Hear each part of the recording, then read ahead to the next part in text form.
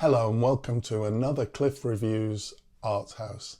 This time I'm reviewing The Seed of the Sacred Fig, directed by Mohammad Rasoulof. So it's impossible to watch this film without thinking of the conditions in which it was made. This was shot in Iran on location. We're told at the start of the film that the film was made in secret, and it then goes on to say, when there is no way, a way must be made. Rasoulof is a filmmaker that's been trying to make films in Iran. He's created his films under extremely restrictive conditions due to his outspoken criticism of the Iranian government. He's been targeted by the regime and he's faced imprisonment, travel bans and censorship. And this has forced him to shoot his films covertly within Iran, relying on kind of underground networks. I reviewed the film My Favourite Cake, directed by Mariam Moghaddam and Beitash Sanahia, a little while back. They faced similar, really difficult issues in making their film in Iran. Making films in Iran is an act of resistance in itself, and therefore the films do have an importance. They have an significance even before we consider the film itself. We can contrast this with Ali Abbasi's Holy Spider, which is an excellent film set in Iran, but the whole thing was filmed in Jordan. So let's turn to the film itself. The Seed of the Sacred Fig is about an Iranian legal official, Iman.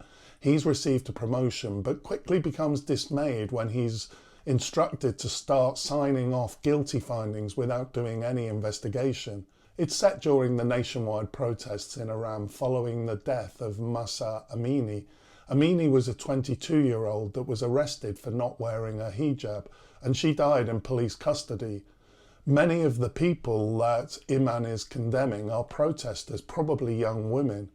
At home are his two daughters and wife, and his daughters are increasingly concerned by the state cracking down on the protests, which they see on social media. The film uses actual clips from these events, which is really powerful. Iman becomes conflicted between the responsibilities of his job and of his family, and certain things happen where he has to choose where his loyalties lie.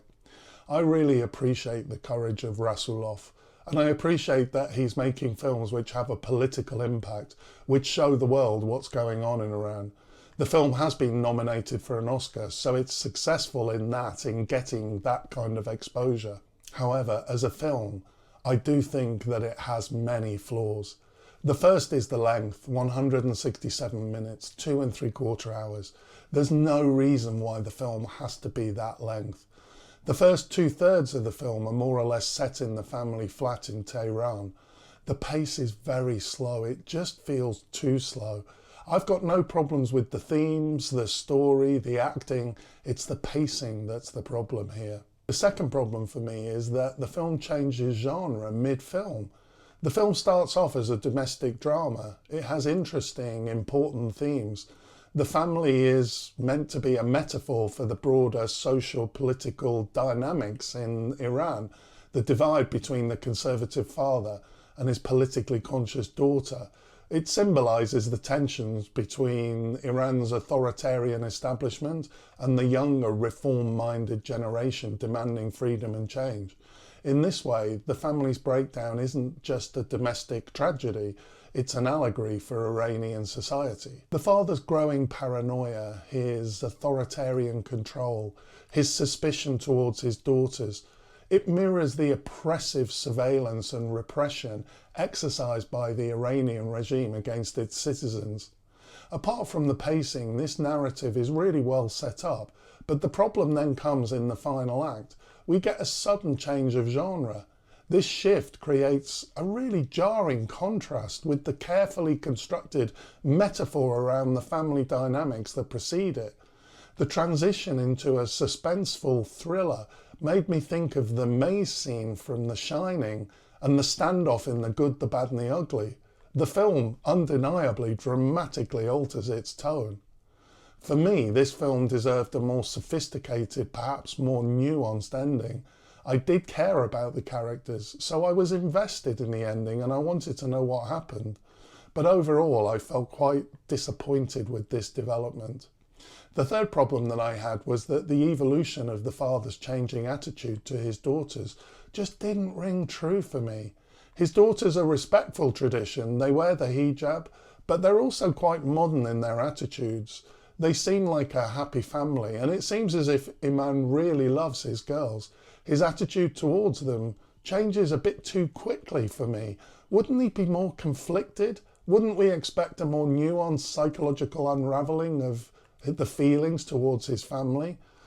Although the film is very much focused on Iran, and rightly so, I do think it has a universal relevance too in relation to the psychology of authoritarianism and complicity. Perhaps there are parallels to Nazi Germany or Stalinist Russia. Iman is a good guy, and for me, he shifts too quickly into the bad guy. I think the moral erosion would have been more of a difficult process for Iman. In a film of this length, there really was the time to develop this, I think. I really want to be fair to this film, so I've tried to consider whether the sudden genre change and the abrupt changes in the father's attitude towards his family are deliberate.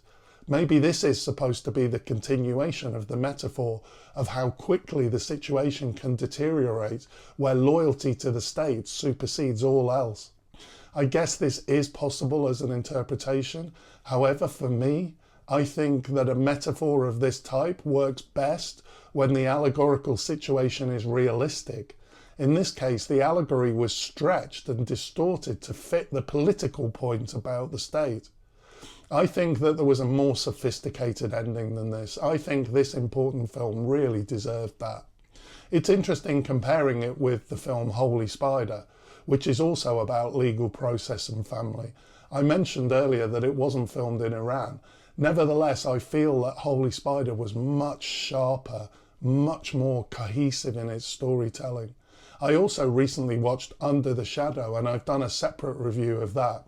This is a fantastic film in itself, yet has really effective use of metaphor. There is an interesting general point here about the use of metaphor to make political points in movies. Ideally, a film should work on multiple levels. It should engage viewers through its narrative, characters, and the emotional resonance of the film. And then it should allow the metaphors to add depth without overshadowing the core story. When a film's metaphor becomes too dominant, it risks overshadowing the characters and the narrative. I think it should be possible to watch a film in itself without having to decode any metaphors. The metaphors should be secondary, not invisible, but not the entire point. In The Seed of the Sacred Fig, I do think that the metaphor sometimes overshadows the human drama, especially with Iman's transformation.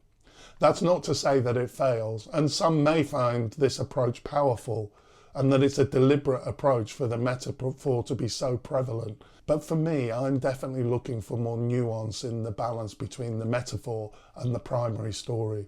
Overall, I really appreciate Rasoulov's courage in making this film, but I do think there are major weaknesses in the film itself. Should we give a bit of leeway because of the importance of films like this in highlighting the situation in Iran? I don't think so. I think Under the Shadows and Holy Spider do a much better job in this regard. It's hard to recommend The Seed of the Sacred Fig. It's a flawed film. It's too long. It's disappointing in not making the most of the opportunity that the film provides. Thanks for watching, and I'll see you next time.